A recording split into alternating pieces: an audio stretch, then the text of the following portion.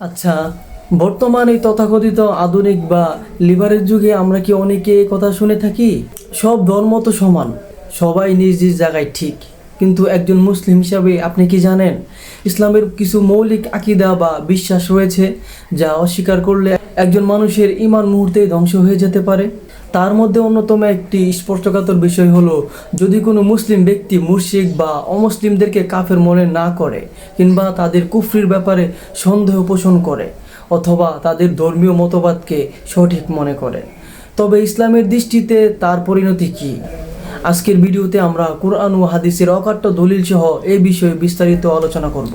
ইসলামের একটি মৌলিক নীতি হলো, ইসলামই একমাত্র সত্য দিন এবং আল্লাহ ছাড়া অন্য সব উপাস্য বা মতবাদ মিথ্যা। আল্লাহ তাআলা পবিত্র কোরআনে সূরা আল ইমরানের 19 নম্বর আয়াতে স্পষ্টভাবে ঘোষণা করেছেন, নিশ্চয় আল্লাহর নিকট একমাত্র গ্রহণযোগ্য দিন হলো ইসলাম।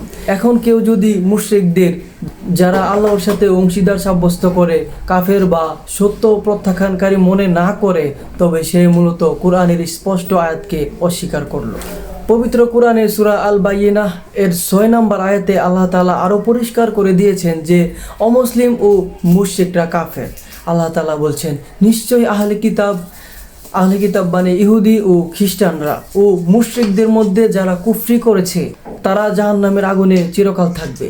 তারাই হলো সৃষ্টির সবচেয়ে নিকৃষ্ট জীব। তাই আল্লাহ তাআলা যাকে কাফের বলেছেন তাকে কাফের মনে না করাও বা তার কুফরিতে সন্দেহ করার অর্থ হলো নাউজুবিল্লাহ, আল্লাহর দেওয়া সত্যের উপর সন্দেহ পোষণ করা।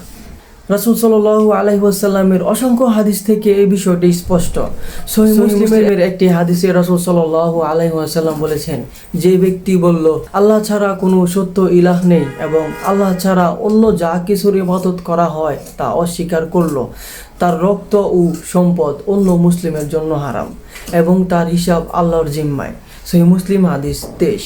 এই হাদিস প্রমাণ করে, ঈমান পূর্ণ হওয়ার পর মিথ্যা উপাস্য বা তাদের মতবাদকে মনে প্রাণে বর্জন ও অস্বীকার করা বাধ্যতামূলক। যে ব্যক্তি মুশরিকদেরকে কাফের মনে করে না, অথবা তাদের কাফের হওয়ার ব্যাপারে সন্দেহ পোষণ করে, কিংবা তাদের মতবাদকে সঠিক মনে করে, সে সর্বোত্তমভাবে কাফের বা ইসলাম থেকে খারিজ হয়ে যাবে।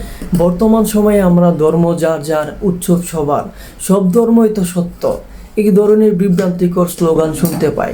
মনে রাখবেন, একজন অমুসলিমের সাথে সামাজিক সুসম্পর্ক রাখা, তাদের উপর জুলুম না করা এবং তাদের সাথে সৎ আচরণ করা ইসলামের শিক্ষা। কিন্তু তাদের ধর্মীয় বিশ্বাস বা মতবাদকে মনে প্রাণে সঠিক জানা, কিংবা তারা যে সত্যের বাইরে আছে তা বিশ্বাস না করা সম্পূর্ণরূপে ভিন্ন বিষয়। এটি সরাসরি আমাদের ঈমানের সাথে জড়িত। ঈমান বাঁচানোর জন্য এই ফিতনার যুগে সবচেয়ে বড় চ্যালেঞ্জ। আল্লাহ তাআলা আমাদের সবাইকে সঠিক আকীদা বোঝার তৌফিক দান করুক এবং পবিত্র কুরআন ও সুন্নাহর উপর অবিচল থাকার তৌফিক দান করুক, আমিন। ভিডিওটি ভালো লাগলে এবং তথ্যবহুল মনে হলে অবশ্যই শেয়ার করে অন্য মুসলিম ভাই বোনদের সচেতন করুন। দেখা হবে আবার পরবর্তী ভিডিওতে। আসসালামু আলাইকুম ওয়া রাহমাতুল্লাহি ওয়া বারাকাতুহু।